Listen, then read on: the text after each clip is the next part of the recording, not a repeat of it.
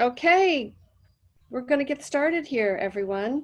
So if our panelists can put their take their mute off and bring their cameras on. Here we are, great. So we've got, I can see Adam and Kirk, Dave, Vince, bring on your cameras, great. So welcome everyone, good morning, good afternoon, depending on where you are. This is Lisa Rafter, the publisher of The Monitor, and welcome to part 3 of this very important live stream that we started a couple of weeks ago. We're so excited to have you here in the midst of what have been pretty, I guess, uncertain and unprecedented times. Even here in the Philadelphia area, we had crazy thunderstorms yesterday, so I'm at a friend's house on her deck because we needed to have social distancing. So she's in her main part of the house. I'm here out on her patio. We've got people from the Monitor staff all over the place because in the Philadelphia area, most people lost power. So just to add to the craziness. Anyway, here we are again, part 3. Again, we're so excited to have everyone here today. We've got over 500 people registered, just like we did for part 1 and 2, so we expect the same turnout. And we want to thank you for taking time out of your very busy schedules to be here with us today.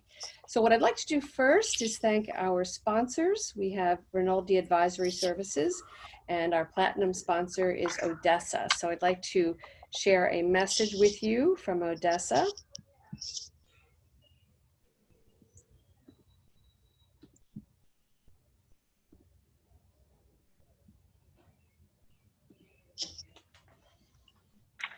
Again, our platinum sponsor today is Odessa. Today's live event being brought to you by Odessa, the world's most trusted asset finance platform. The Odessa platform gives you the visibility and control needed to make smart decisions and grow with confidence. Save time and money and gain agility and scale by managing your leasing operations in one place in real time. Start your business transformation journey today by visiting odessainc.com.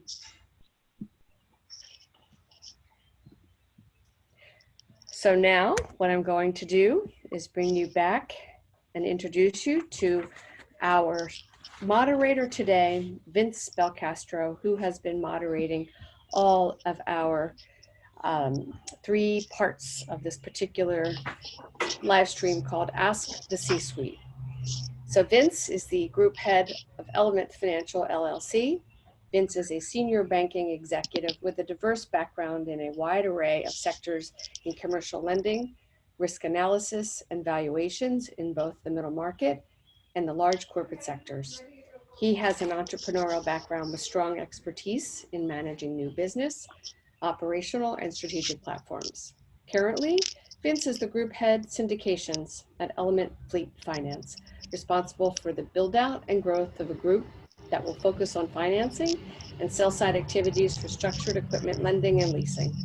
Prior to this role, Vince started a large-term lending business at Santander, where he served as group head of equipment finance. Vince is a member of the Monitor's editorial board. So Vince, it's all yours. Thank you again, and take it away. Thank you once again, Lisa, for the hearty salutation. And I want to welcome everyone. As Lisa mentioned, this is part 3 of a series in dealing with the impacts of COVID across our industry. And I've been, blessed to moderate all these. And I will tell you that each one of them has been, really hopefully value add for all of you, as I know this one will be today. We, quite frankly, will have opportunity for Q&A. So please go ahead and, feel free to ask your questions online.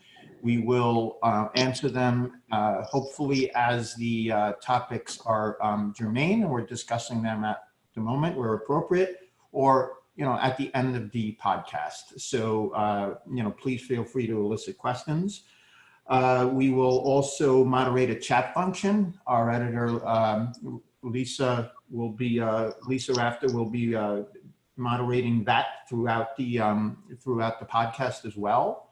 So please feel free to use the the podcast. So we're blessed today with a really, really great panel. And look, they've all been fantastic, but I think this one will focus clearly on different sectors within the larger ticket lending platform. We've been, we've dutifully covered the smaller ticket, the more credit side of smaller ticket, and medium ticket in our second one. So it's apropos that here we are with some of the leading industry leaders to address the larger ticket, in Adam's case, a little bit of both. So with me today is the Group CEO of Equipment Finance at Key Equipment Finance, Adam Warner.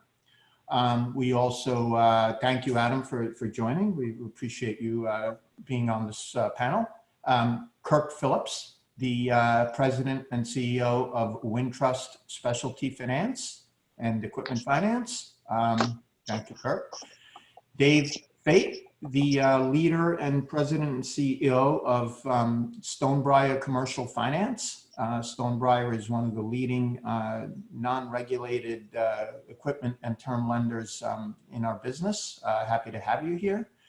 And, last but not least, my good friend David Drury, who is CEO and President of Fifth Third Equipment Finance and has, quite frankly, seen the growth of this business through various acquisitions. So, it'll be exciting to get everyone's perspective. Thank you for joining, David. So, and thank you to the audience for participating. I think hopefully you'll find a lot of value out of what we're doing here today. These are unprecedented times, and this one, unfortunately, has the added issue of not only dealing through COVID for the last 3 months, but unfortunately now dealing with the latest, in civil unrest over the situation in Minnesota. All these are playing into what I would tell you are unprecedented times in finance as a whole in our industry.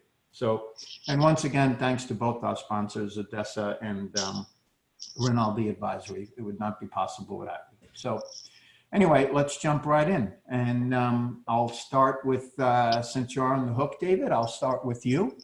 And it'd be interesting to see, your thoughts as well as potentially what you're seeing at Fifth Third. So,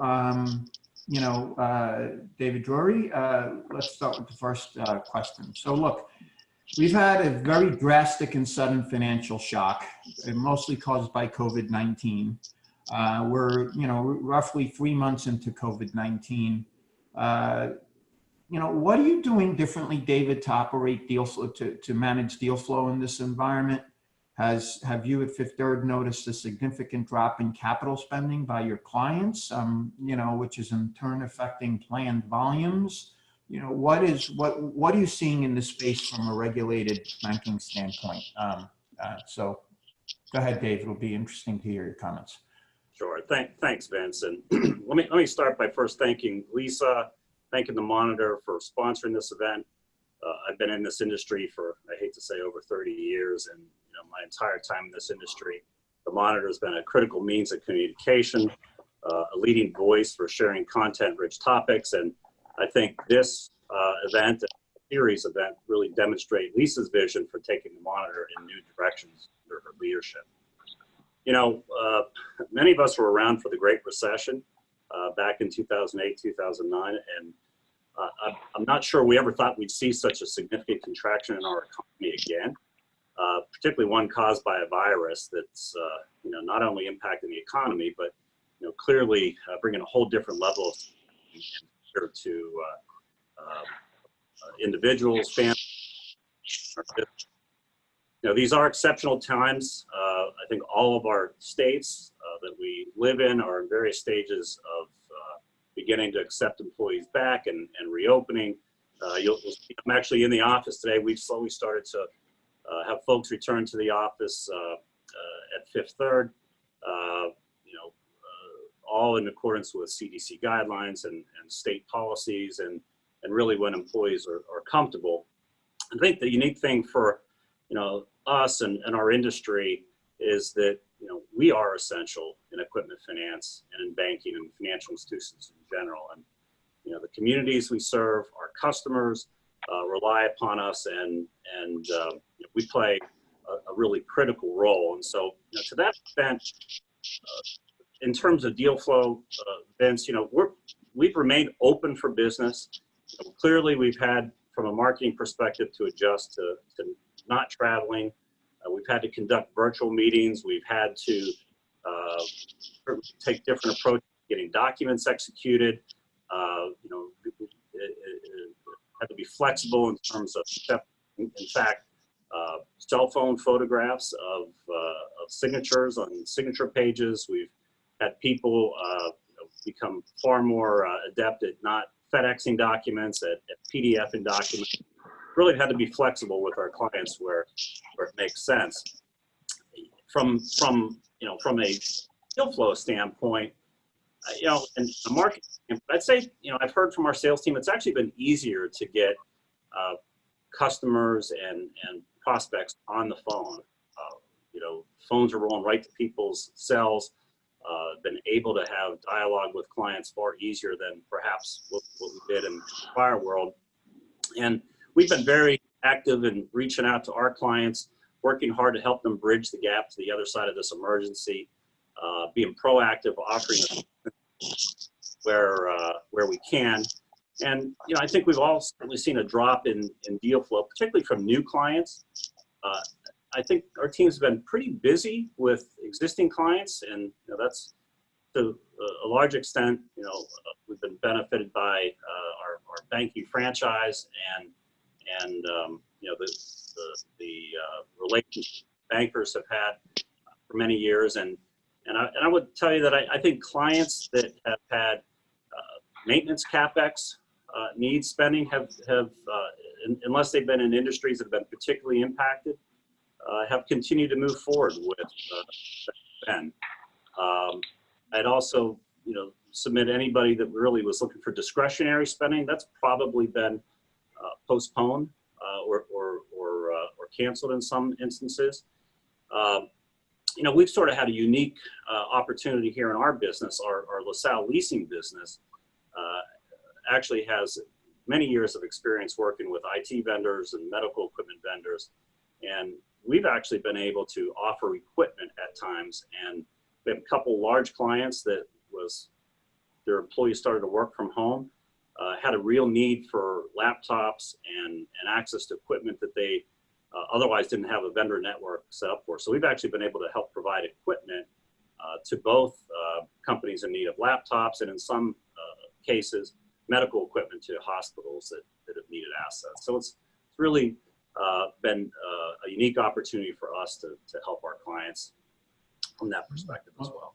Thank you, David. That's really insightful. And look, I think that you nailed it. This is right. It's a time of flexibility. It's a time of managing through crisis. It's a time of reaching into the depths of the organization and figuring out alternative solutions to what should otherwise be day-to-day normal activities. So Adam, you have the benefit of giving us a little insight, more than the other panelists, not only on the large ticket side, which clearly is a little bit more of the focus here, but also, what are you seeing on your more flow business side, the moderate and smaller ticket side of your business? So it'll be really interesting to see what's happening there, and what you're seeing from your clients and so forth and so on. So no. Sure. Thank you, Vince. And let me echo Dave's comments. It's great of Lisa and the Monitor to host this event, for Odessa and Bob Rinaldi at Rinaldi Associates to sponsor this event. I've been on both previous live streams, and they've been extremely informative. Hopefully folks find this one interesting too. I think one of the things we're going to find, Vince, is that there's a lot of common themes. And the common themes are around the fact that Dave talked about. The most interesting thing is that we're all working remotely, or have been working remotely. And it's really a testament to the technology of our companies to be able to transition the way we did. But more importantly, I would say it's our people who were able to, in a moment's notice, transition from an office environment to a remote environment with almost no client impact. And some of that is around the technology we've deployed around DocuSign and electronic vaulting and that type of thing. But to Dave's earlier point, how our teams have stayed engaged with our clients has been amazing. As you know, as you mentioned, Vince, we're primarily a mid-ticket shop. Our sweet spot is in that $5 to $15 million range. We do some smaller deals. We do some $100 million deals. But our sweet spot is that mid-ticket space. And it's been interesting because in mid and large ticket, it takes a few quarters to work through your pipeline. So our first half of the year is going to look really, really strong. But it's not because of new business requests. It's because what we've been processing from the fourth quarter and the first quarter that's now coming into the second quarter and third quarter for closing. So we're going to have a great first half of the year, but it would be disingenuous to say that I expect that to continue. We're starting to see some pipeline softening, especially in our direct origination space where we're dealing with our mid-ticket lessees directly. Our clean energy sector and our municipal sectors have been the strongest throughout the course of the year. We've seen those continue to actually produce at the same or higher levels of volume than we did in 2019. But most of the other, we're starting to see a softening and expecting a 20 to 30% reduction in new business activity in the second half. I think our teams have been very engaged with our clients to make sure that we haven't seen more drastic of a reduction than that in the second half. Yeah, it's going to be interesting. I'm in agreement here. You know, at Element, we syndicate an awful lot of paper, and while the first and second quarters have been awfully busy, I do fear that as we get into the third quarter and so forth, we're going to see some softening as well. I mean, I think what I would tell you here is we're not seeing it in orders yet. I do think that as some of that servicing catches up, you know, for the various different things we offer, we'll start to see it there. So who knows? Interesting times. So on that note, I am going to switch to our friendly Mr. Dave Fate, who is, you know, again, CEO at Stonebriar. And boy, Dave, you know, look, if this downturn is similar to any other downturn, you guys always do a great job. But I have to think that, you know, this is a part of sort of the economy where, you know, you and Stonebriar should be able to have a fair amount of, you know, transactions even above the norm where, you know, you can sort of get in there and structure and, you know, add collateral support to transactions that otherwise, as the financials catch up, let's face it, we're in a lagging sort of business, right? The financials don't catch up for a couple of months, for a couple of quarters. You know, you guys should be sort of in your prime. What are your thoughts? What are your team thinking? And back to the question, once given the shock this is caused by 19, what are you guys doing differently to operate and manage deal flow in this environment? You know, is capital spending dropping off? What are you seeing, David? Well, first of all, I expect a syndication package in from you tomorrow. You got it. We just have to Yeah. the rates, David. There you go. Well, first, I'll echo what Dave and Adam said. I'm honored to be part of this panel with my friends. You know, we've known each other for a long time in the industry, and we do a lot of business together. So it's good to see everybody and the people that have tuned in. The last 3 months have seemed like 3 years almost. I think 3 days after we got back from the the LFA executive roundtable and the board meeting we had there, you know, I have to send out an email or a memo I've never sent out in my life. You know, here we're in a pandemic. We've got some protocols to follow. You got to change how you travel, how you meet, how you practice hygiene, things like that.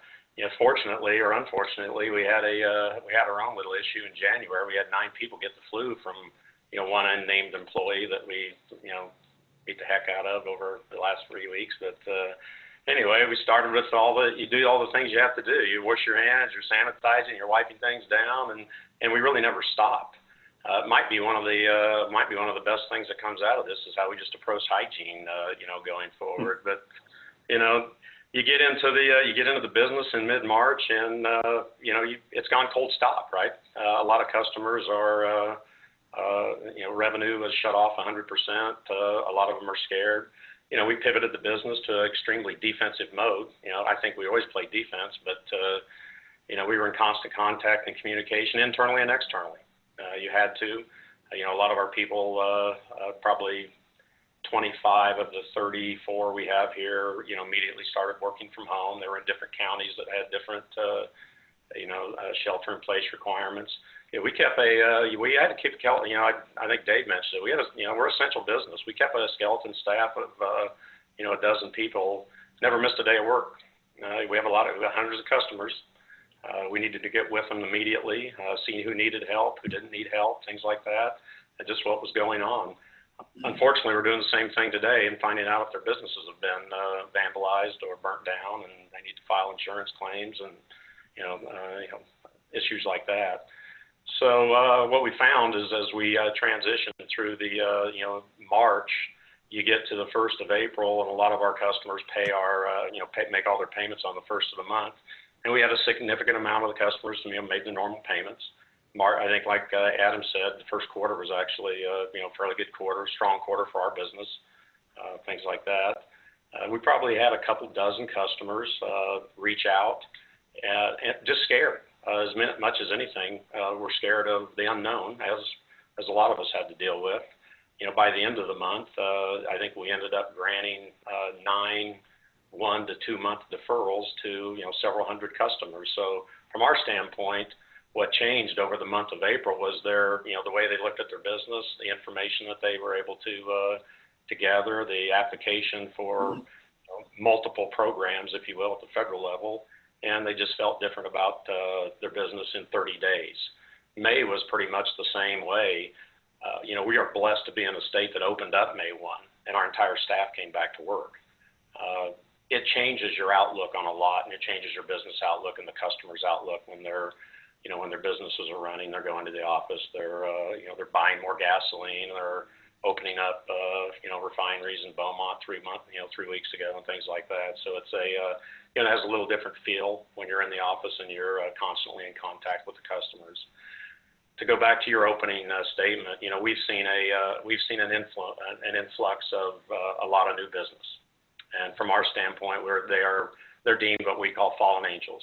Typically a better credit profile than we might normally look at, different metrics and leverage metrics. They need capital. They still have projects that they're trying to complete or want to complete, and their businesses, they're able to evaluate the disruption they do or they don't have and make business decisions accordingly. Probably the biggest issue we've ran into with customers, and much like Adam said, we have a significant approved backlog. The delay in the supply chain, or just to be able to deliver and finish completion of a project, was just put on cold stop for 60 days, and you couldn't get people, you couldn't get workers, you couldn't get transportation, you just couldn't finish the project that they were working on. That's probably been the biggest delay, and I think we'll see that impact through the second quarter here of our backlog as we add new business to it. So I hate saying it, but disruption and chaos has always been good for the independent world, and we'll just react accordingly to it. David, just this is a little bit of a curveball, but I think it'll be. You said something, and I'm sure we have a lot of independents calling in. Has any of this caused any challenge in your various efforts to raise capital? Any changes to your credit lines? I mean, again, something that my other panelist friends don't think about. They fund with deposits. What's happening? Quickly, what's happening on the wholesale capital side of your business? If you think about we're starting our 6-year or 5-year business. We spent a lot of time over the last 5 years, building obviously a good business and funding it extremely well. Our $1 billion revolvers pushed out to the middle of 23. The ABS markets are back open. We've tapped the unsecured market, so we feel very good about how we position the right side of the balance sheet for this such of event. It took 5 years to get there. And at the end of the day, our ownership group owns a $38 billion, life and annuity company in Topeka, Kansas. It's I like to say is the ultimate hockey goalie of a backstop. So we feel very good about the capital that we have backing our business. Yeah. Great. Well, thanks for that insight. All right.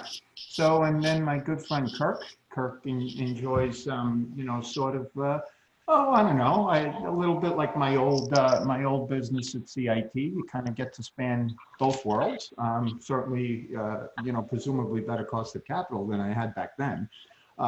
So, Kirk, you know, you and I have been very successful over the years managing through some of the, you know, call it better Bs that are more bank appropriate, because, you know, you certainly are a bank and a good one at that. So in your core markets, call it, you know, double B, single B, you know, occasionally triple Bs for the right collateral type of thing. I think I kind of would handicap your business that way. You know, what are you seeing? What, you know, what's COVID caused to you? What happened to you? What's going on with deal flow? I mean, are any of your clients, you know, sort of, hey, dropping off capital spending plans because they're seeing more stress? You know, what's happening in your world? Yeah, thanks, Vince. And I want to echo the other panelists, you know, thank the monitor and Lisa and the sponsors, and as well as the other panelists, like Dave said. I mean, a lot of us have worked together over many, many years, and so it's just an honor to be a part of this. You know, when we think about the current situation, you know, I like to say, you know, quote Mike Tyson, everybody's got a plan until you get punched in the face. And, you know, we got punched in the face, you know, as a society, as an economy, as an industry, as individual businesses. And the key to it, though, is when that happens is, you know, how flexible, how reactive can you be to adjust? And again, I'm blessed. I've got a great team. I've got a great sponsor. And, you know, we've adjusted, we've adapted. Again, I know Dave and Adam and talked about it a little bit earlier. You know, we've just had to adjust how we reach out and communicate, not only with each other, but with our customers and so forth. You know, when, as you said, we kind of sit a little bit with a foot in both worlds because we are bank owned. And that's what I like to say. We're not a bank leasing company. We're a bank-owned leasing company. We have the benefits of a great sponsor and a good cost of capital, but we kind of act a little bit more like an independent.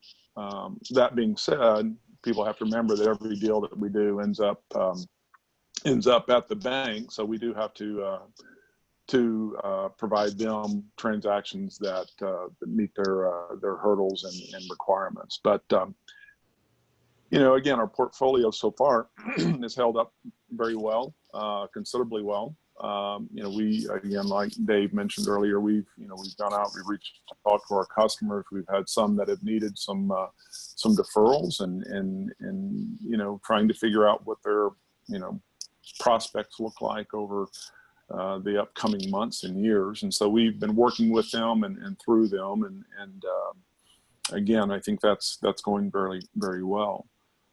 As Adam mentioned, you know, our first and really second quarters have been incredibly strong. Again, we had a lot of momentum on both sides of our business, you know, our direct and indirect coming into the second quarter. And so, you know, we had a nice deal flow, you know, going through there. Some of those, you know, were progress pays or project completions were entailed, as Dave mentioned, have gotten kind of pushed off as customers had to, you know, just cold stop and you know, figure out, you know, how do we get material and things to complete the projects, you know, in place. And so, so we've had to do some adapting there. But one of the things that's really interesting and you know, early on with the team, we said, look, you know, and this is kind of where we put our independent hat on. This disruption is going to create opportunity, and we saw it, you know, in the Great Recession and other downturns. We're going to be able to now go into credits that maybe we couldn't go into earlier. We're going to be able to get those phone calls with new customers who maybe all of a sudden realize they need to maybe do a little more diversification of their capital. And so honestly, April, May have been two of our strongest months in our 5-year history, and June is sizing up to be the same. And so we're actually using this time to, if you will, upgrade our portfolio. The credit quality, the companies that we're able to get into, the structures that we're able to generate on those companies, and the returns for them are not something that we might have had the opportunity on, 6 months ago. So, we're being very opportunistic right now in adapting to that, while, continuing to serve our core, strata of customer, and as you said, in that kind of single B, double B marketplace. So it's been actually, a good thing for the company overall. Great. Well, thank you. So, all right. Well, hopefully that helped sort of dispel the mystery. It's what's happening at some of the industry leaders for our audience. So I am going to flip back to Adam. Adam, and again, I think this will be insightful given the breadth of your business here. So look, inevitably, like all of us, I think it's fair to say we've all experienced a higher, I don't want to say high, but a higher degree of deferments than we normally would ask. I would expect that will, being an old credit guy for so long, that will result in more than most likely probable credit downgrades, and in the worst cases, defaults. So two parts to this question. One, given that backdrop, has the ability of your organization to approve new transactions changed at all? Meaning, has the credit side shifted to a more defensive attitude, which may inhibit business? And when you are approving transactions today versus yesterday, are you finding that there's potentially a lower hold volume that the bank or the credit side is comfortable with? Well, real good questions, Vince, about what's happening in the portfolio now. So let me start by saying that, being a regulated institution like some of my colleagues here, we have gotten a lot of really positive, strong federal guidance from the OCC, supporting things like payment deferrals without necessarily downgrading clients. So normally, in a normalized environment, if this would have been February and a customer would have called and asked for a 90-day deferral, their credit would have been downgraded. And the OCC has said, let's work through this initial 90-day period, grant the deferments as you see as appropriate, but not necessarily resulting in a downgrade unless there's been a material change in the client's business. So a lot of positive federal response there. Internally, here's what I like about the equipment finance business. It's collateralized, which means that unlike a revolver at a bank, where if someone's in distress, they might want to draw on that revolver, someone is looking to acquire equipment. And if they're looking to acquire equipment in today's environment, they probably still need it. So we've seen customers who were going to acquire a fleet of trucks back away from that fleet of trucks. And it didn't put us in the position to say, we don't want to finance that fleet of trucks. They don't want that fleet of trucks right now. They want the economy to stabilize. So we haven't been in a position where we've had to back away from too much. I will say that the approval process really hasn't changed much. I may see more transactions than I would have normally seen. And we might have, in our credit organization, we've lowered approval authorities one level so that credits that are in certain sectors get elevated one more time. But because of the fact that we don't have anybody, let's say in the travel and leisure section, we don't have corporate airlines looking for big equipment acquisitions right now. So it's not driving us to push us to say we don't want to lend in those sectors. They're not driving that type of activity. Mm-hmm. Yeah, makes sense. Thank you. David, so, you've been patiently waiting a while. So I think, and look, you have had the benefit of kind of living through the first downturn at your old institution and now having to navigate a couple of fairly, I would say short tenured mergers. First, you merged the old Colt Taylor into MB, and then MB into Fifth Third, and so you get to compare organizations and credit methodology and credit mindset. tell us, some of the questions I asked Adam, same thing, and, you know, any comparisons might help. So be, you know, interesting to hear your thoughts. Sure. So I'd echo Adam's comments as it relates to the OCC and guidance. You know, changes to transactions such as the deferments we've all been asked to provide. You know, might have been TDRs, you know, 90, 120 days ago, and obviously not today. You know, the other thing that I'd say our lease accounting, the FASB has been very accommodating as well. You know, some of the lease modifications that you might otherwise do midterm might be subject to reclassification standards that I think the FASB has given us the guidance and flexibility to operate within a certain framework to make those changes without having to create some of the operational burdens that might otherwise be required. So that's been great. You know, from a risk management perspective, client selection has always been you know, a key to an important component to risk management here in this organization. So, you know, from that perspective, I think we've always taken a middle of the fairway approach, and we continue to do that today. You know, we really evaluate every transaction based upon, you know, the sum total of, you know, the credit quality of the customer, the industry that they're in, the collateral, the term, pricing, all the important legs of the stools for evaluating business. And, you know, so that really hasn't changed. We've not been asked to reduce hold levels. We're certainly holding certain industries that have been most impacted by this crisis, probably to a higher bar and a higher standard. But you know, and from a process standpoint, I'd say we spent a fair amount of time in the first, call it, month of this crisis, really focusing on deferment requests, pivoting our team to frankly help with some of the PPP asks that the broader bank has had. And that's been an interesting experience for me personally. You know, we generally in this market, we're dealing with multi-million-dollar transactions, and you know, we pivoted a fair amount of our documentation operations teams and equipment management teams to help support that effort on the bank's behalf. And we're processing $15,000, $35,000 applications for companies like hospices, depression counseling clinics, animal shelter, just so they can make payroll for a few months.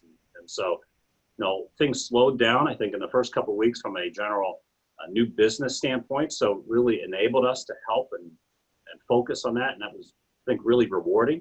But as that program, and particularly both phases of it, have got to where they are today, I think our processing times have generally normalized. And you know, as a couple of folks said earlier, you know, the first couple quarters have actually been, you know, remarkably strong. Mm-hmm. Great. Well, that's great to hear. You know, while we're here and while I have you here, before we move back to my friend Kirk and David, I would like to just kind of take a second and because it makes sense, and I'm going to combine two very good questions that I think have come up from one of the attendees. So, one, you know, have you run into situations where you've had an expired credit commitment, David, and quite frankly, you have not, quite frankly, renewed it because of COVID-19 related deterioration, right? And then secondly, you know, on the ones where we are getting deferments, are you know, is that causing you to think twice and say to yourself, you know, I'm going to wait before I lend to that client again once this, you know, once this commitment is done, so to speak, or this term is done? You know, some quick sound bites on that, David, I think would be helpful. Yeah. So, you know, I guess what I would say to that, Vince, is this.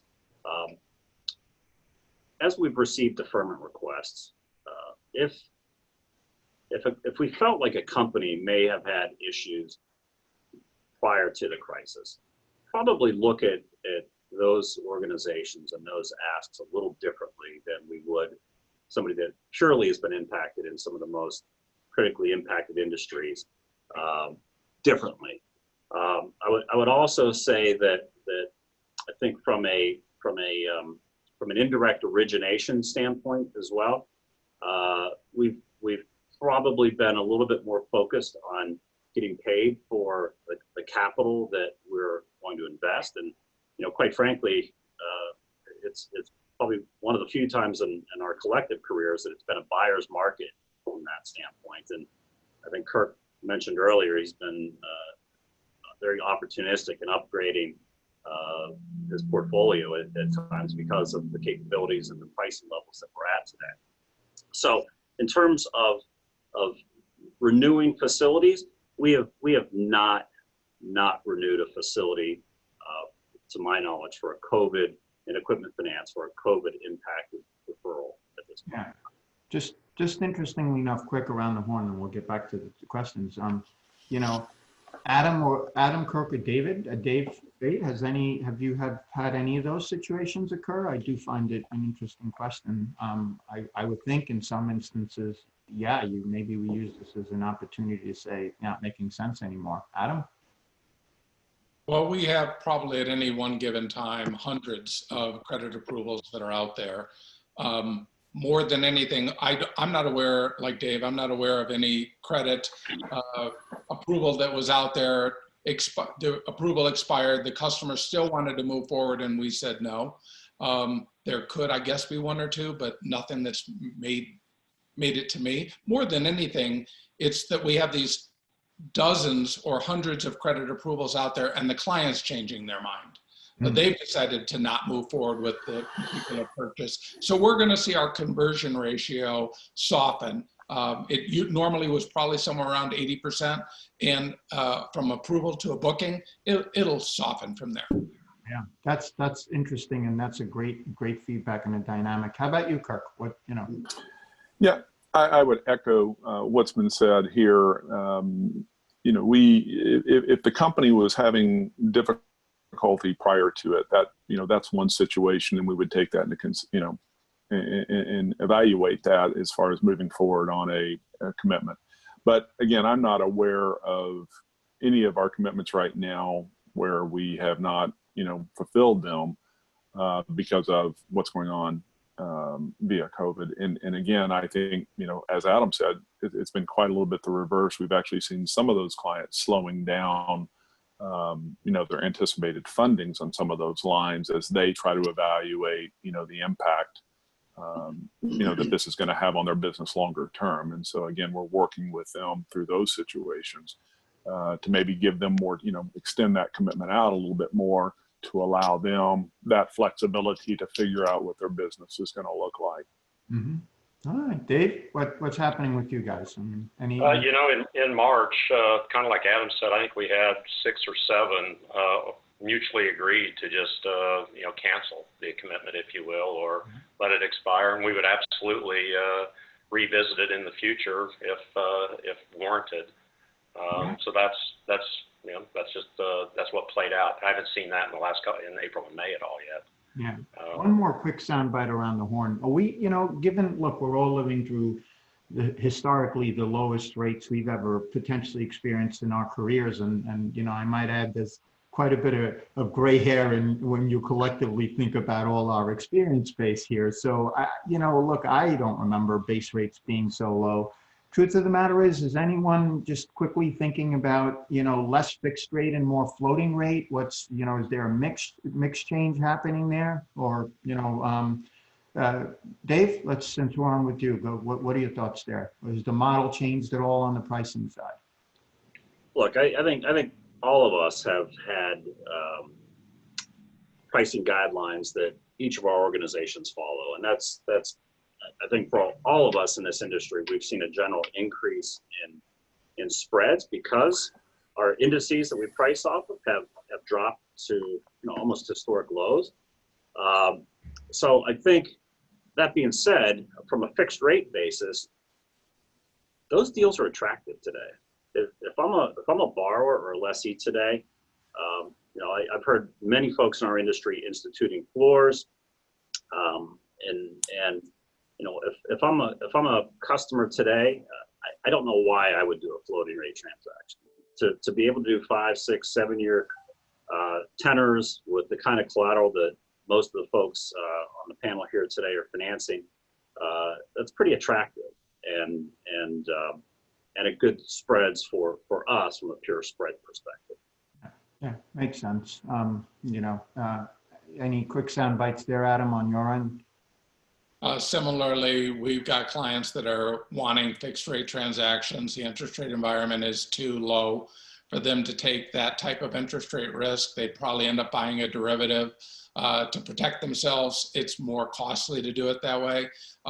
And as Dave said, we've seen our margins improve pre-pandemic to post-pandemic. We're getting more rate. Capital is at a premium right now, so we're getting a little bit more rate. Things were crazy when the corporate credit spreads in early March skyrocketed. We didn't know how to react to that, but they've stabilized, and they're probably 70, 80 basis points higher than they were pre-pandemic. That's not crazy, and it's still a very low interest rate environment. Great, thanks. So, and I would presume, Kirk, your answer is probably similar to that, and David, yeah. So Kirk, why don't you kind of give us your thoughts on that one? Yeah, I mean, I would echo. I mean, in this environment, many of our customers are looking to lock in these rates. I mean, I think we as we saw what was going on in the rate markets late last year and then in the first quarter of this year before the pandemic, I mean, we were already having some concerns about, are we getting paid for the risk? The market was just getting too frothy, and we actually took a position early on, pre-pandemic, of starting to institute minimum pricing floors and things like that. A few of our colleagues, maybe even a few on this phone, thought we were a little bit crazy and all that. But as Dave indicated, a lot of the market has followed suit because, again, we weren't getting paid for the risks that we were taking. And so, we wanted to do that. So now the market's adjusted. We're getting much wider spreads, and that's a good thing. But what we tend to focus on is what's the all-in coupon, what's the all-in return on the deal, and does that make sense for that given customer, in their risk profile. Yeah. So Dave, you're a little bit at the other end of the spectrum, and hopefully these are good times from a pricing perspective for you and Stonebriar. What are your thoughts around this? Are you, kind of pushing more floating rate business? Have you increased your adders that, we're charging clients? What, or your premiums? What's happening at Stonebriar given the little bit of distress and I think a lot more that we will be seeing? Yeah, we virtually have no floating rate business. It's almost 100% fixed rate. 68% of our portfolio are non-cancelable leases. We're a leasing company, right? Yeah. So and we're a relative value. We're a large ticket transactional relative value player. I don't care what spreads are. I want to see where your debt's trading, where the markets are at, and in this environment, things have gapped out, rates have gone up, and credit quality's improved. I mean, it's just the long and short of it. We're getting better credits at higher spreads, and that's the way our market functions or our business functions in this kind of a environment we're in right now. So we're very disciplined on that. We don't change a lot. We've always had floors. We've always had index up only language, things like that. We've always been very proactive on protecting the yields in our business. And it's worked well. Well, thank you, and we appreciate the feedback. So look, we're at a good point where I think we should once again thank our sponsors. So I will turn it over to Lisa, and Lisa, if you would like to come in, please do so. Thank you, Vince. So yes, once again, I want to thank Odessa for being our platinum sponsor today and making this possible. And thank you all for joining us in this very timely discussion. Odessa powers businesses globally, bringing efficiency to leasing operations from point of sale to remarketing. The Odessa platform enables your teams to adapt to the changing landscape, changing regulations, pay-per-use models, and even the current COVID-19 climate, by combining automation and intelligence with human ingenuity. See what's possible when you link the two together to help shape the future of equipment finance. Visit odessa.inc/why Odessa. Now I'm going to go back to you, Vince, and we can put up another poll. The polls have been very informative and interesting to look at. So we're going to show another poll right now. Back to you, Vince. Okay, well, thank you, and thanks to Odessa and certainly Rinaldi Advisory as well. So quite frankly, you know, and this question will be certainly different for, you know, our banking friends. David may actually have, David Fate might have the opposite going on. But look, so we're in a period where potentially, you know, as I think Adam said, we've had a strong first and second quarter. That's got to, as we get into third quarter, which is typically a little slower anyway, and who knows what happens at year end as a lot of this COVID impact runs through. You know, we have originators, and all of us have them, and quite frankly, they make a living, you know, finding transactions and getting paid for that. So in an environment where potentially there's just less business to be had, and in some instances, industry dependent, a lot less business to be had, you know, what do we do to keep those folks, you know, motivated? What do we do to keep them engaged and compensated, so to speak? So Kirk, why don't I start with you, because you sort of bridge both worlds. Yeah, thanks, Vince. You know, it's a good question. As I mentioned earlier, you know, having been through several downturns in my career, and again, during those times being part of an independent, if you will, you know, and Dave can attest to this, we became very opportunistic because you just had opportunities there that you weren't always able to get into. And so as this unfolded, you know, a lot of our staff said, well, you know, as we start reading the headlines and seeing things shut down and businesses shut down, I said, guys and gals, this is an opportunity, and it's an opportunity you've been waiting for. And like I said, we all of a sudden we started seeing the results of that. You know, again, clients, prospects calling you back, taking phone calls that maybe before wouldn't, because they had all of their funding needs and sources lined up, and now maybe they're taking another look at that. And so, you know, on the direct side, we're certainly starting to see those opportunities fill up, and then likewise on indirect. I mean, there are opportunities we're seeing, and as I mentioned, the first couple of months have been of this pandemic have been extremely strong, and we'll see how that carries forward. I mean, we are starting to see a little bit of a slowdown, just, you know, in CapEx spending, but the number of prospecting calls and completed calls and new relationships that are being developed continues to, you know, to increase. And so, you know, we're, you know, the other thing I remind my team of all the time is, you know, this is a $1 trillion industry, $1 trillion industry. And, you know, pick a number, we're looking to generate $700 million, $800 million. That is such a small percentage of the overall market that we don't have to win every deal. We just have to win the deals that fit our model. And so, you know, again, I really give kudos to all of our origination staff and origination teams for really, you know, they haven't quit. In fact, if anything, I would say they've increased their efforts by, you know, a factor, and it's showing results. Great. You know, so Adam, I'll go back to you. What are you guys doing? Clearly, and Dave Drury, I think you have some of this as well. I think, look, safe to say, credit quality goes down, CapEx goes down, harder to find deals, and credit gets more picky. So, you know, Adam, what's going on? Are the new business guys starting to complain about a slowdown? Are they, you know, complaining about the new approval levels? How do you keep them busy? How do you keep them engaged? Yeah, so I think the good news is this isn't an issue that's specific to Key or a region or a particular sector of the market.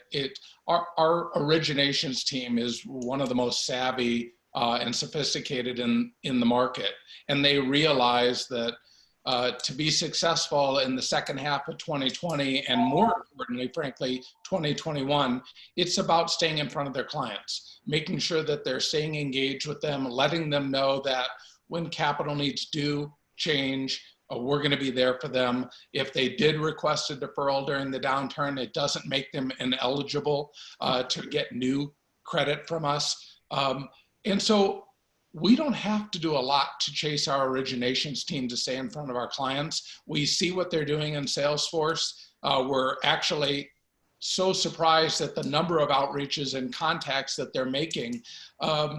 They're aware that this is a real issue across the entire spectrum of the US and global economy.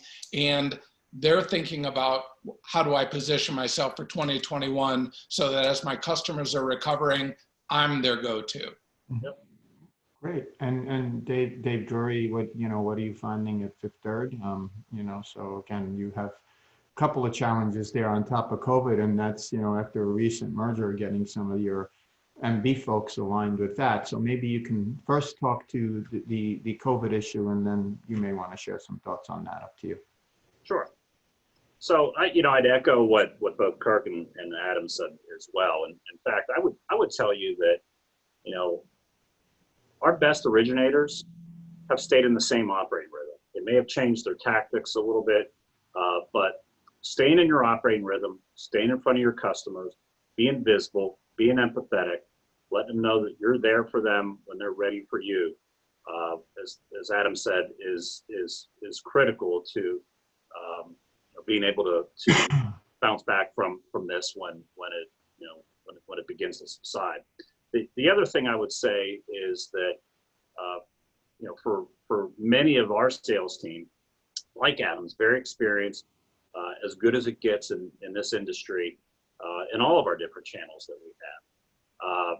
Most of those folks were around for the Great Recession back in 2008, 2009, and we're always reminding the team how nicely this industry rebounded and went on a 10, 12-year run of record growth, record CapEx, doing lots of business, and quite frankly, good income opportunities for the team. And so, unlike that recession, this is the circumstances that have created the current issues that we're having really weren't economical to begin with, and so sort of personally optimistic that we'll bounce back a little quicker from this than we did from that one. But I'm sure we'll get to this in a bit, but a lot of that will depend upon whether there is a second wave, a so-called second wave, and what impact that has overall.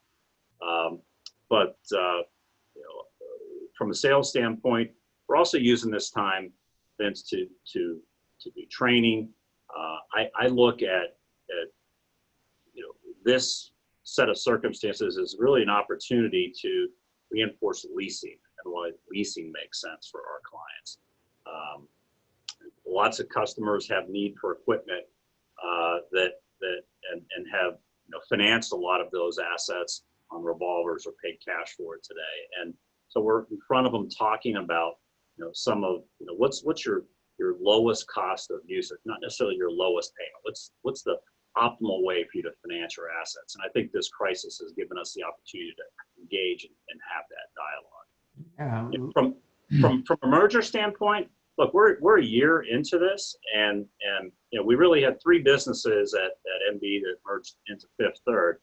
The equipment finance businesses were pretty similar in what we did individually and collectively. I think we have a bigger, stronger team with some new perspective on both sides. And so I think from that perspective, under our sales leadership that we have in the organization, I think that's going pretty well. Yeah, great, and congratulations. Dave Fade, I have to look. I'm going to venture a guess here. I don't know, but look, I would think that the opposite's happening on your end, and maybe your business development officers are getting busier. Fair statement? Well, fair statement. April, May, and June is going to be a $150 million month or so. My message to the guys from back in March is just be patient. Like Kirk said, it's a big market. We expect to collect. We expect to encounter significant fallen angels, like we talked about. We follow a lot of our customers are large corporate credits. They are sponsor backed. Multi-billions of dollars of credits, and a lot of downgrades occurring. I think I read something from S&P yesterday. Downgrades versus upgrades are like 43-to-1 ratio, and in 08, 09 it was like 8.5. So we watch that. That's just a waterfall effect. It's just math. We're going to pick up some of the opportunities there, and we got to make sure we're dealing with credits that are going to survive and have a reason to exist and have critical assets we like the funds can. Our guys are veterans. These guys have been around a long time. They're very experienced. When we encounter an opportunity that we like, we can write a big check. I'm kind of like Adam. My average size may be 15 or 20 million. I can write $150 million check if I need to, and control a transaction that we think makes a lot of sense. So that gives us a lot of optionality. One of the things we're also encountering in the last 2 or 3 months are talking to potential other platform people to start their platforms, or small teams, or just individuals that we think we can fits our culture and can add value to the organization. We're getting that kind of inbound opportunity on a personnel side. So it's kind of how I think about it. Just still be patient. Yeah. It's going to get worse. That's great. Kirk, how about your guys? Keeping relatively busy? What do you do to keep them engaged, given the tougher credit environment? Well, like I said, and again, we've spoken to it. Dave's word about being patient. That's true. But I would add the phrase patient but persistent. Again, we, for the most part on the direct side, we've got, some younger, newer salespeople that haven't gone through this. And again, but we've good leadership there, and that has helped guide them and direct them during this time. And so we're getting in front of customers, and like I say, our existing customers, we're touching them continually and making sure that we're meeting their needs. We're getting a lot of when we look at our database and our Salesforce reporting on the number of new prospects, new clients, those are increasing.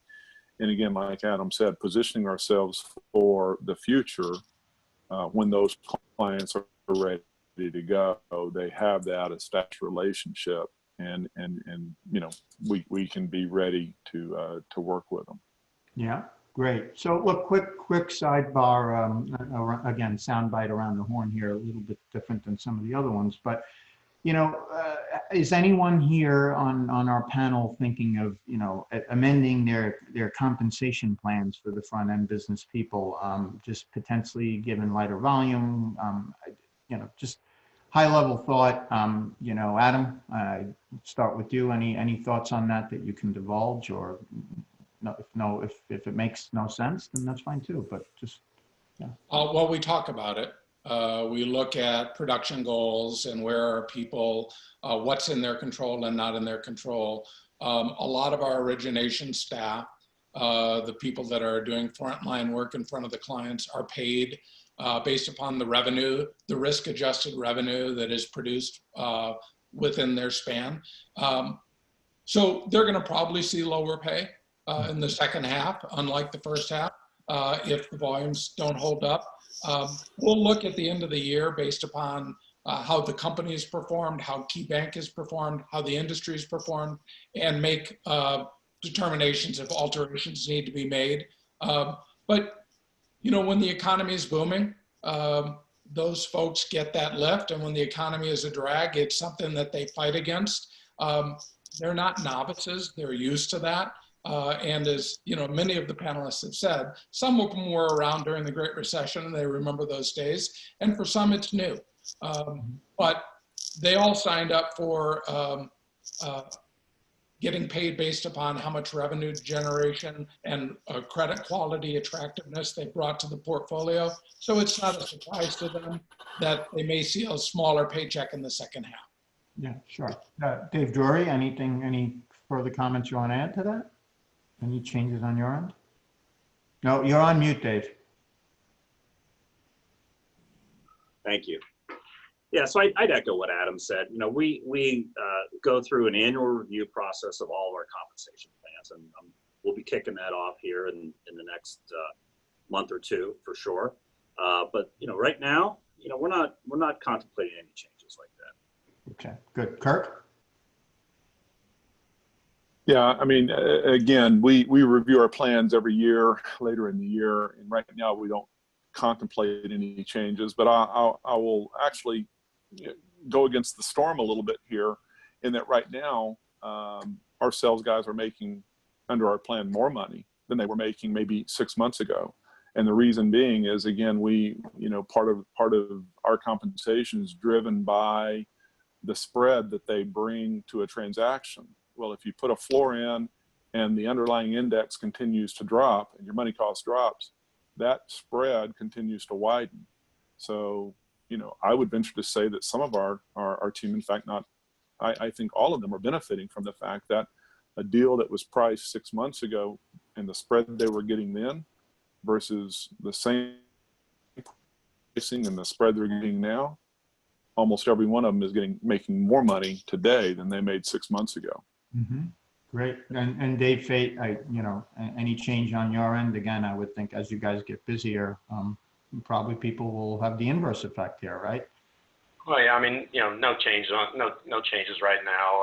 You know, like I mentioned, we're having a big June, and we got a lot of approved backlog. Go be able to move forward and things like that. I mean, being a large ticket transactional business, you know, one or two deals in the third or fourth quarter can completely swing things. So, you know, I can't see any changes foreseen at this point in time, but there's about 4 marketing guys standing outside my door right now. So thanks for bringing all that up, Vince. Great. So, you know, we talked about credit risk, we talked about pricing, we talked about, keeping our folks busy through the crisis and how we've managed in between. You know, maybe we shift to a little bit of a future-looking state. I think that might be something that the attendees would love to hear. So, you know, 21 is 6 months away. I would expect in the next 6 months we'll really start to see the full effects of COVID. What long-term impacts in 21 and even past 21 do you expect we'll start to see from COVID? And, you know, in conjunction to the obviously negatively impacted industry, so it's easy to point to travel and leisure, aircraft, airlines for that matter, some automotive, some of the obvious ones.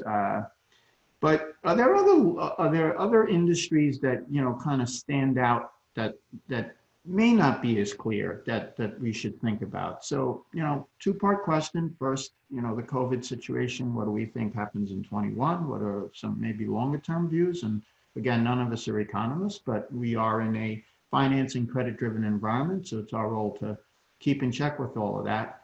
And then, you know, where do we see the negatives outside the obvious? So, you know, I guess I'll start with Dave Fate. So. Yeah, I'll jump in. You know, a couple macro thoughts. I'll go to the 21 and beyond. I guess I think there's been a significant amount of capital, energy, resources poured into, you know, both privately and, you know, by governments globally on, you know, developing, you know, whatever you want to call a vaccine or treatments or cures or things like that. It's not like we haven't dealt with viruses before. They'll get it right sooner or later. And when they do, I think it'll give everyone, you know, a significant amount of comfort. You see the equity markets reacting to a news article saying that, you know, some drug companies had some success and you know, they go up 500 points a day. So, you know, I think it'll like all of them in the past, it'll be over at some point in time, and you know, we'll move forward. So I'm fairly optimistic about 21 and beyond, if you will. I have a firm belief that we'll get something put together. You know, as far as the rest of this year goes, I think it's going to be choppy, right? It's just going to be, it fits and starts. I'm a big believer when states open, it has a significant impact. We actually had a CEO and owner of a hotel in California in our office this week. He's just all about getting the restaurants around his area open so his business will take off. They need to get states open, and it'll change the way things go for a lot of our customers. It just will. So, Kirk, what, your view, and this is interesting for our audience. I mean, look, we hadn't thought about this. We have two views here from Texas, which has been open longer than about anyone else at this point. And then, Adam, who's in the Mountain States and in Colorado, and Dave, who's on the East Coast as I am, who's lagging just in reopening. So it'll be nice to get a geographic perspective on this as well. So Kirk, we'll stay on the Texas theme here. Sure. Well, again, I'm gonna echo a little bit of what Dave just mentioned. I mean, again, this I think as far as COVID, this is being fast tracked. Our government's got behind it. I'm reading an article today. They've kind of picked 5 horses to run with, and that have made some pretty good strides. Again, we're mobilizing a lot of capital, both financial capital, intellectual capital, to find a solution, if you will, to address it. And remember, a lot of the stay-at-home and quarantine issues wasn't so much, in my opinion, just go back to the early days, wasn't so much to prevent the spread, was to keep it from overwhelming the healthcare system and their ability to address the cases. And I think, again, with, what we've seen over the past few months, certainly in certain areas where that may have happened, but for the most part, the country's not been overwhelmed, and we've got a fast track. So I think, within the next 6, 9, 12 months, we get a solution to that. Again, like Dave, I think for the rest of this year, it may be choppy. On what opportunities are out there. Some businesses are definitely, their business model has changed for the negative for good. Again, I think about retailers. I mean, this has completely changed the buying habit of the American public. I live 30 miles outside of town and I can get groceries delivered, which shocks me. People in town, so I mean, again, it changes your buying habits. So there's going to be some permanent changes that are impacted there. Some of the other industries that maybe we don't think about, that you had mentioned, certainly we think about airlines, certainly we think about auto, some of these other transportation leisure. There's other industries that maybe we don't think about, bus providers, for, transportation providers for various private companies or parks or things, or maybe auto haulers. Yeah, everybody focuses on auto. Well, what about the guy that's actually moving the vehicles from the plant to the dealer? There's these tag-on effects that we don't necessarily think about. Again, it's going to be some changes there that occur systemically, and we just have to kind of keep our eyes open for both, again, those that are maybe in a secular decline or a systemic decline versus those that might be arising. And as far as Texas, I mean, yeah, we've reopened. Governor announced, and we go into 50% occupancy here. In Wall Street article out the other day talking about by some leading folks and economists and stuff saying Texas may have it right. Time will tell. Yeah, gotcha. So good. David, I'm going to shift to the East Coast before I go back to the middle of the country in the Mountain States with our friend Adam. So what are you seeing? Although, look, your business is national, but look, you live in the East Coast as I do, so we can kind of get that perspective. What are your thoughts, Dave Brewery? Yeah, from a Maryland perspective, effective 5 p.m. tomorrow, the state is moving into what it calls phase 2 or stage 2 perhaps. And so basically all restaurants, all businesses that were previously deemed non-essential are open for business, all in accordance with CDC guidelines. And I think restaurants and whatnot are at 50% of capacity. While the other two were answering this question, I just popped open our news today. Things that will remain closed are things like fitness centers, health clubs, spas, gyms, aquatic centers, self-defense schools, bowling alleys, pool halls, amusement parks, and theaters. But by and large, I think we're starting to see an opening here in the state of Maryland. So, In terms of the broader question, one of the things that someone around here likes to talk about are companies who are sort of at the scene of the crime are going to have a longer road home. Those are all the companies that we've been talking about: auto manufacturing, transportation companies that support those sectors, hospitality, entertainment, travel, and for different reasons, energy. But that being said, think about it. We're in a period of low interest rates, low inflation, got lots of liquidity with some of the government funding programs in general. I think that we're poised to come out of this thing, particularly if a vaccine is announced sooner rather than later. And I think that bodes well for all of us in our industry.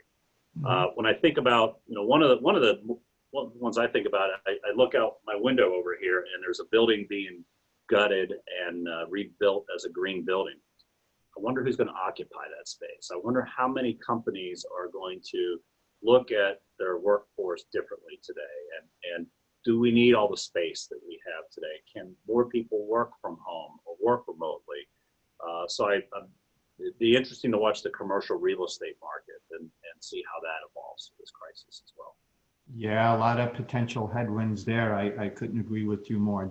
So generally, it sounds like you're reasonably optimistic for 21 and certainly beyond. Is that a fair read? And just, if I may, assuming your economists have covered it, and then I'll ask Adam the same. You're reasonably bigger institutions. I mean, has there been sort of an official view from Fifth Third and their economic staff? I think the comments I made are probably consistent with I think their view of the world. Again, a lot will depend upon whether there's a second wave and to what extent. As Kirk said, maybe some of the states that have opened earlier, Florida, Texas, South Carolina, Georgia. It'll be interesting to see, particularly with what's going on, with some of the other issues that we've seen in the news this week with bigger crowds gathering, what that actually means from a viral perspective. Mm-hmm. Got it. Adam, so tell us what's happening in lovely sunny Colorado. Well, the business I'd echo a lot of what the panelists said, and especially what David just commented on about remote work. I think 2021 is going to be very different from a remote work perspective. At Key Equipment Finance, we were generally, I thought, pretty progressive on what remote work looked like pre-pandemic. Post-pandemic, I think it's going to look different. I think we're going to have a desire for more employees to want to work remotely. And how do we get that mix right? How do we manage the office environment? And that flows exactly what Dave just said is into commercial real estate. I think commercial real estate is going to look dramatically different. So when we think about the impacted industries, you heard travel and leisure is definitely, oil is definitely an impacted industry. But commercial real estate is going to probably be one of the biggest impacted industries, because if we've seen this, how effective people can be working remotely, and over time, that's going to equate into dollar savings to be able to manage maybe offsetting revenue with one of the biggest expenses we have, corporate real estate. And that's going to impact a lot of landlords around the country and how they manage that. So I think that's probably one of the offshoots that we're seeing. In Colorado, Vince, we're one of those big square states with not a huge population right in the center of the state. The benefit of that is social distancing has been easier here than it has been in a place like New York and New Jersey, where it's much more dense. But Key's been very conservative. They have taken an approach that said, we're going to think about employee safety first. So we're going to probably take the most conservative state view and overlay that nationally as to how we treat our employees returning to work. So just because Texas or another state like Florida says we're open for business, Key may not follow suit. They may take a more conservative Ohio-based approach. Mhm. And I think our employees are appreciative of that. Mm-hmm. I'm sure they are. Well, you know, it's interesting, but being here for myself and the monitor staff you think about it, between New York, I live 23 miles outside of New York City, and, you know, and Philadelphia, certainly both, Boston to a lesser degree, I think, there's been less news available around that. I mean, quite frankly, you know, we're sort of in the epicenter of population here. And I think nationally you have all seen the numbers. So we're the other way. It's sort of very conservative, both New York, New Jersey, and Connecticut, and they tend to work together on decisioning. So New York City is not even in phase one. New Jersey has just begun phase one, as I believe Connecticut has. So we're certainly further down the line. It's interesting because I think the further as much as I don't personally love it, because I love being out in the industry with all of you and visiting clients and so forth, you know, this is forcing people to work from home longer, at least on the East Coast. And to your point, Adam, Dave, and almost everyone, you wonder what happens to the real estate values and commercial real estate as a whole, especially in big epicenters like this. So, you know, that will certainly be an interesting dynamic. A little bit divergent path. You know, look, I tend to be a little bit more of a consumer-driven economist, if you will, or wannabe. And I would tell you that, you know, the job loss is historic, right? We've gone from historic lows to historic highs in an overnight period almost. If you believe consumer drives the economy, I do believe that is true, and trickle down economics back to the Reaganomics years. You know, it's hard to see a situation from my perspective, and my perspective only, where 21 really bounces back and is as robust as you know, years past. But look, we shall see, and I do think that the secondary effect on some of the look, the other day I was talking to a turnaround consultant, hadn't thought about this, but you know, the aviation industry, as far as parts manufacture and avionics and all that will be changed forever. You can, you know, think of a scenario where we may have excess plane capacity for the next 5-6 years. There's awfully a lot of parked planes. Hadn't thought about the parts manufacturing. There's the same one in tier one OEM. I mean, you have the same thing in, you know, in automotive. I mean, there's just lack of demand. So lack of demand means, you know, less jobs in the heartland where a lot of that is centered. And then thirdly, do we think, you know, I'm going to throw this out in the spirit of looking forward at 21. So, you know, a lot of our companies that we finance are effectively manufacturers, distributors, and so forth and so on. And a lot of them rely on supply chain from other countries, especially China, let's face it, low-cost manufacturing. You know, Adam, do you think that this causes companies and procurement managers, you know, to sort of rethink the whole supply chain solution? And ultimately, in the long term, does that flip to more manufacturing in the US and hence a rebound in the economy faster than we think? Well, I think a lot of it is what you said, Vince, is what will the consumer accept for cost? Will the consumer accept a higher cost for manufactured goods coming out of the US, or more of the supply chain of those manufactured goods coming out of the US? Right now, you hear the answer is overwhelmingly yes. But we're in the height of a pandemic. And so the question is, as memory fades, do old habits start to change? I do think that the federal government ought to legislate or mandate more of our healthcare supplies come from the US so that we're not relying on foreign sources for those goods and services. But ultimately, it's going to be the consumer who drives a lot of that behavior if it's not legislated. Yeah, I agree. Kirk, what are your thoughts on this? Yeah, I would agree. I think we were already headed down a path of, companies looking at their supply chains and how elongated they had gotten. And again, I think, as Adam said, it's going to come down to cost and what the consumer is going to do. A lot of the cost advantages, for example, when manufacturing was moved to China was because of labor, being, the low labor cost offset the transportation cost. Again, maybe that advantage has dissipated. And so they're looking at other parts of Asia, South America, places like that to move manufacturing.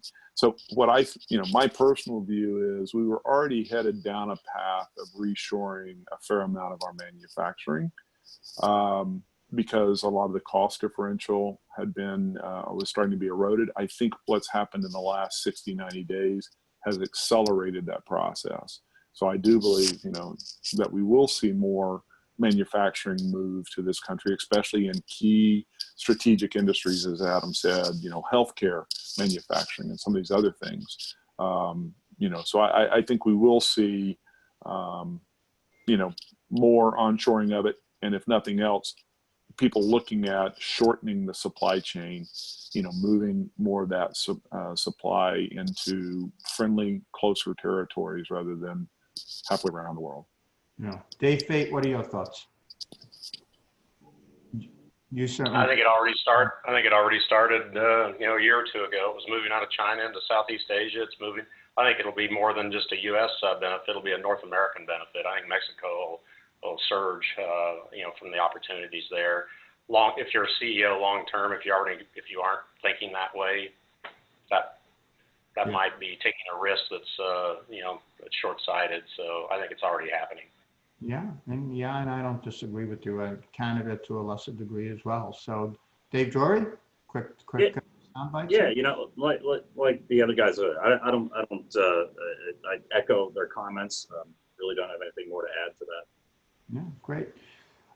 So on that note, look, we have a lot of ancillary questions that I think have been, either directly or indirectly answered, but I've gotten a couple of these, and this is interesting. So is anyone or any of you, and I think, David, I'm going to belay this and start with Dave Drury because he said something pretty interesting I hadn't thought of. So you said, hey, we're taking pictures of signatures and using that for now. That's really ingenious. But on that note, is your organization starting to think about accepting DocuSign as a result of COVID? Look, we tend to be in big ticket a little bit less accepting of some of the more smaller ticket metrics that have thrived in that world because of compliance and what have you. Has this caused a seminal change in sort of inside the organization? Quick roundabout on that one, Dave. Yeah, we're having active dialogue about that today.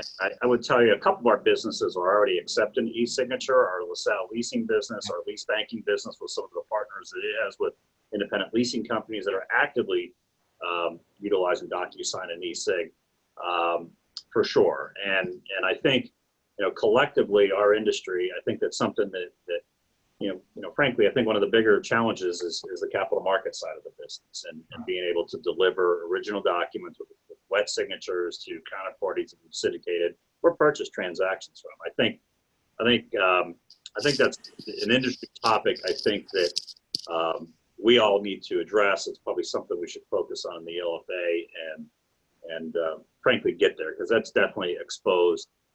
This whole thing has exposed that challenge for all of us. Yeah, I don't disagree with you, and especially on your comments on capital markets being at the highlight of this. Kirk, what are you thinking quickly? Yeah, certainly internally, the company's rapidly expanded its use of DocuSign and e-sig. But again, in parts of our business, our Wintrust Specialty Finance is certainly extremely automated in that area. Again, but there's certain compliance regulatory that certain documents, certain things still need that wet signature. And again, as Dave Drury said, until we kind of address that as an industry, I think that's going to be a challenge that's going to continue to be there until we actually come to a collective agreement on how that's going to happen. Yeah, and then Adam, quickly again, you get the benefit of both worlds more so than probably most of us on this panel. What are your thoughts around that? I'm sure in parts of your business it's pretty active. Maybe not. It's the default. DocuSign is our default. We're probably doing 80 to 90% of our business with electronic signatures, regardless of transaction size. We're closing on a $50 million transaction with a large state, and that deal will be done electronically. The adoption of electronic documentation, if there's only one positive that I can think of that's come out of this pandemic, is the acceleration of digital. And this is a big testament to that. We are having very, very little pushback on e-signature, and on the rare occasion that we do, we'll get a wet signature, but most companies have adopted it. Yeah. Dave, quickly, I would think Dave Fade in your industry a little less so because of so many customized transactions and so forth, but it'd be interesting to hear what's happening in, unregulated and highly customized solutions. Yeah, a couple of years ago, our technology and legal team brought it up at a senior management meeting, and we sat there and kind of listened to everything and said what you said. We're transactional, large ticket business. I really don't see the need, but why not? It's almost a backup, if you will, and you think about that. And we've used it more than you think, is my answer. So it was good to put it in place, be prepared, and it just makes you that much more effective in a situation like this. Yeah. Well, listen, I want to thank you all. This has been a fantastic panel, and hopefully it's been very insightful for the audience. I certainly have had a lot of fun doing this, as well as all of them. And I want to thank you all that joined on this panel and certainly on panels past. Hopefully, once again, you've gained a lot of knowledge from it.